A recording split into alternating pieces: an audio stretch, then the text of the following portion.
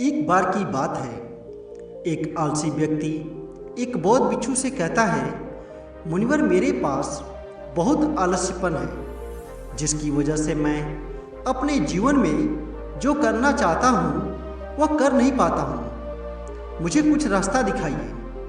तो फिर बौद्ध भिक्षु उस आदमी से पूछते हैं कि क्या तुम्हें पक्का विश्वास है कि तुम्हें आलस्यपन है? वह व्यक्ति कहता है, हाँ मुनिवर, केवल मैं ही नहीं, मेरे पूरे गांव के लोग कहते हैं कि मैं आलसी हूं। वह बौद्ध भिक्षु उस व्यक्ति से कहते हैं, परंतु क्या तुम्हारे पास इस बात का कोई प्रमाण है कि तुम वाकई में आलस्य हो? वह व्यक्ति कहता है, हाँ मुनिवर। फिर बौद्ध भिक्षु कहते हैं, क्या प्रमाण है कि तुम आलसी हो? वह व्यक्ति कहता है कि मुनिवर, मैं जानता हूं कि व्यायाम करना मेरे स्वास्थ्य के लिए अच्छा तो है, लेकिन मैं चाहकर भी व्यायाम नहीं कर पाता हूं क्योंकि मेरा आलस्यपन मुझे सुबह जल्दी उठने ही नहीं देता।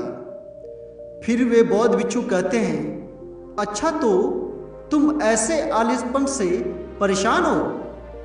व्यक्ति कहता है, हाँ मुनिवर। बौद्ध भिक्षु कहते हैं, परंतु क्या तुम जानते हो कि आलस्य होता क्या है? वह व्यक्ति कहता है, मैं ये तो नहीं जानता कि आलस्य का क्या होता है, परंतु यह तो जो भी है बहुत ही बुरा है। वह बौद्ध भिक्षु कहते हैं कि सबसे पहले तो तुम यह समझो कि जो भी चीज प्रकृति रूप से मनुष्य के भीतर है उसका कोई ना कोई उपाय है, वह बुरी या अच्छी नहीं है। आलस्य एक भाव है, एक विचार है जिससे जाने अनजाने में हम खुद ही पैदा करते हैं। वह व्यक्ति पूछता है, परंतु वो कैसे मुनिवर? फिर बौद्ध भिक्षु कहते हैं, आलस्य पैदा होने के दो ही कारण हैं, पहला शारीरिक और दूसरा मानसिक। जब हम शरीर को कोई भी ऐसा भोजन देते हैं जिसके खुद के भीतर कोई ऊर्जा नहीं है, तब भी हमारे शरीर के भीतर आलस्य पैदा होता है, क्योंकि यह शरीर ऊर्जा से चलता है और जिस तरह की ऊर्जा हम उसे देते हैं यह उसी तरह का बर्ताव हमारे शरीर से करता है।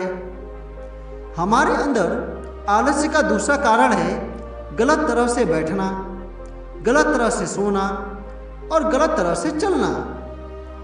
हम इस बात पर कभी ध्यान नहीं देते हैं कि हमारे बैठने, लेटने और सोने की स्थिति भी सही भी है या नहीं।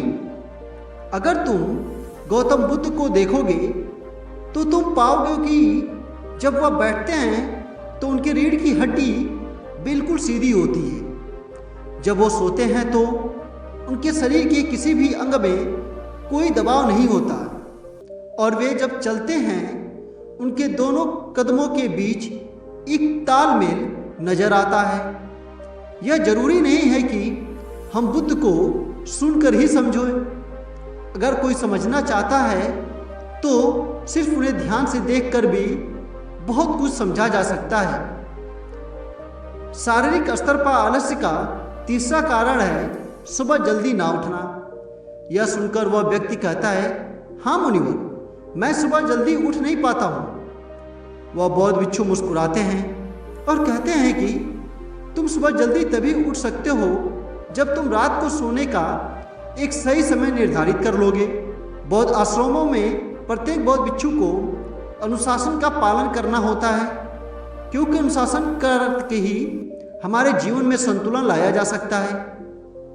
ज़्यादातर लोग अनुशासन को बुरा समझते हैं, लेकिन उन्हें लगता है कि अनुशासन उन्हें बांधता है, जबकि असल में यह है कि अनुशासन हमें बांधता नहीं बल्कि मुक्त करता है।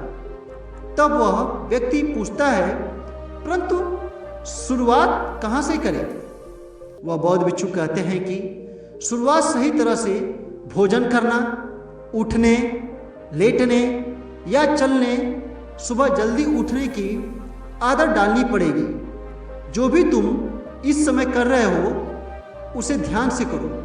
पहले तुम मन के स्तर पर आलस्य को समझो। वैसे तो ज़्यादा स्थितियों में मन शरीर के कारण आलस्य पैदा करता है।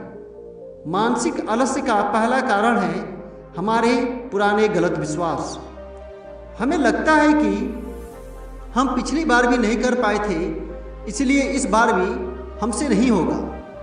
हम इस बात को नहीं देखते कि इस बार और पिछली बार में बहुत अंतर है। अब हम मानसिक तौर पर वह नहीं हैं जो पहले थे।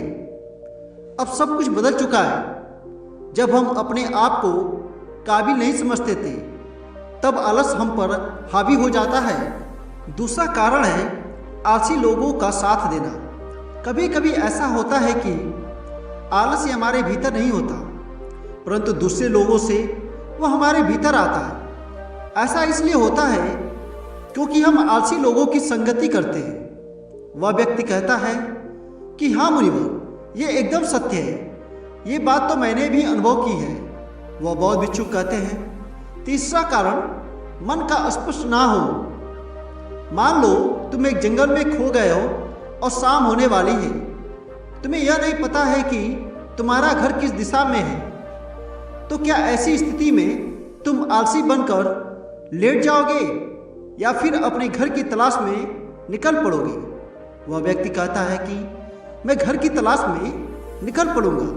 तब वो बौद्ध भिक्षु कहते हैं कि अगर खूब प्रयास करने के बाद भी तुम्हें तुम्हारे घर का रास्ता नहीं मिलेगा तो तुम क्या करोगे? वह व्यक्ति कहता है मैं फिर भी तलाश में लगा रहूँगा, क्योंकि मेरे पास उसके अलावा और कोई विकल्प ही नहीं होगा। वह बौद्ध भिक्षु कहते हैं मनुष्य को आलस तभी पड़ता है जब उसके पास कोई विकल्प होता है। अगर किसी के पास सिर्फ एक ही विकल्प है तो उसका मन पूरी तरह से अस्पष्ट होगा। अगर तुम अभी व्यायाम नहीं कर पा रहे हो तो उसका कारण तुम्हारे नज़र का स्पष्ट नहीं होना है। तुम अभी भविष्य में होने वाले रोगों को नहीं देख पा रहे हो।